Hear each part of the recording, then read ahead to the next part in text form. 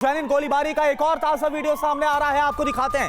Zenin camp में IDF की गोलीबारी, कई लोगों के घायल होने की खबर सामने आ रही है।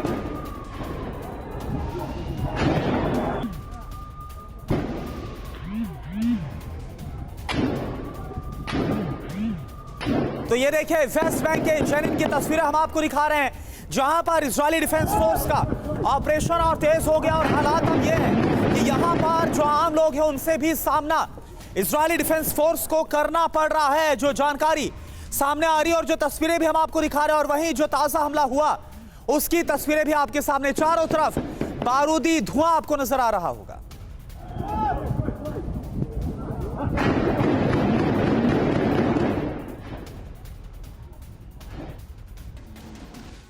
और आइए अब आपको बताते हैं कि नॉर्थ गाजा के बाद वेस्ट बैंक के जेनिन में कैसे इजरायली डिफेंस फोर्स हमास के लिए काल बनती हुई नजर आ रही है।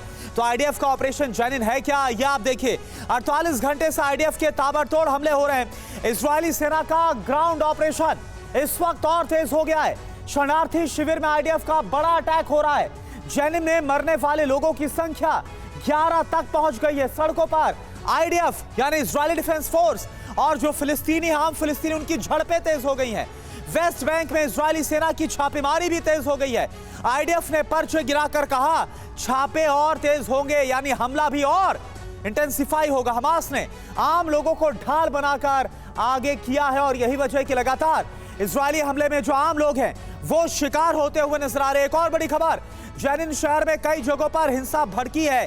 जेनिन समेत पूरे वेस्ट बैंक में 15 लोगों की मौत की खबर आ रही है। वेस्ट बैंक का जेनिन शहर पर आईडीएफ का बड़ा हमला।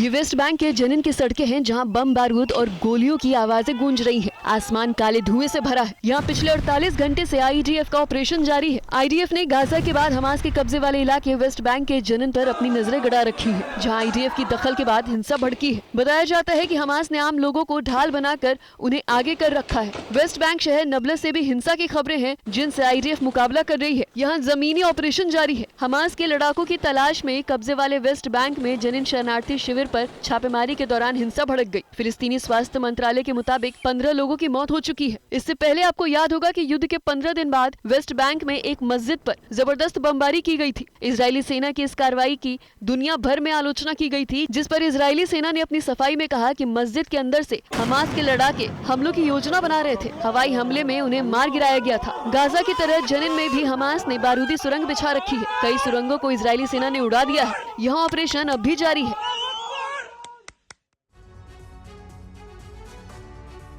और आइए अब आपको ये बताते हैं कि आखिर इजरायली सेना के टारगेट पर कैसे वेस्ट बैंक का जेनिन शहर है और क्यों लगातार ये एक सेंटर बना हुआ है, फोकस पॉइंट बना हुआ है। यह आपके लिए जानना जरूरी है। ग्राफिक्स के जरिए आपको दिखाते हैं जेनिन में जो इस वक्त हो रहा है। तो गाजा की तरह हमास के कई ठिकाने जेनिन में भी है, जो कि कहां पड़ता है, वेस्ट बैंक में पड़ता है। हमास ने बिछाया है बारूदी सुरंगों का यहां पर भी बड़ा जाल, जिसे ध्वस्त किया जा रहा है। शरणार्थी शिविर में हमास के लड़ाकों के छिपने का शक है। लोगों को ढाल बनाकर आगे किया जा रहा है। जॉर्डन नदी के पश्चिमी तट पर जमीन का यह बड़ा टुकड़ा है और यहीं पर लगातार जो जंग है वो तेज हो रही है। इजराइल और फिलिस्तीन दोनों का जेनिन पर दावा है और इसलिए इजराइल ने यहां पर जंग बहुत ज्यादा विध्वंसक कर रखी है। इस्लामिक जिहाद के नाम पर जेनिन में हमास का बड़ा जमावड़ा है।